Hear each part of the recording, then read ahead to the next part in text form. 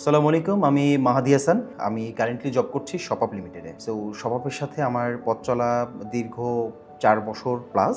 Regional HR lead হিসেবে আছি। Currently যেহেতু জব করছি এখানে মোকাম সিপিজি নামের যেটা ডিস্ট্রিবিউশন বিজনেসে। তো এইখানে মূলত চ্যালেঞ্জ যেটা ডিস্ট্রিবিউশন রিলেটেড ফিল্ডের এক্সপিরিয়েন্স পার্সন পাওয়া খুবই টাফ।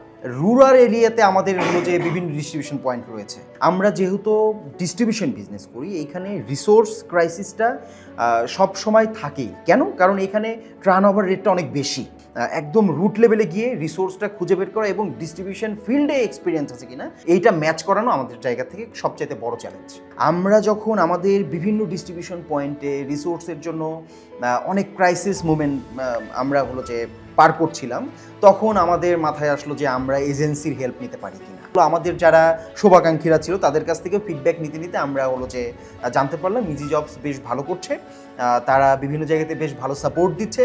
তো তাদের সাথে আমরা কানেক্ট হই অ্যান্ড হলো যে তারপরে তাদের সাথে পথ চলা আমাদের শুরু হয়।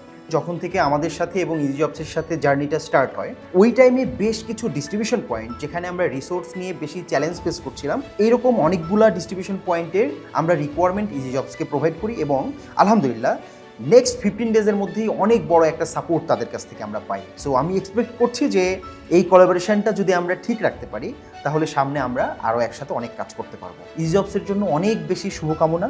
আপনারা যেভাবে আমাদেরকে সাপোর্ট দিয়ে যাচ্ছেন, সাপোর্টের পরিমাণটা এর চেয়ে না বাড়লেও যেন কমে না আসে।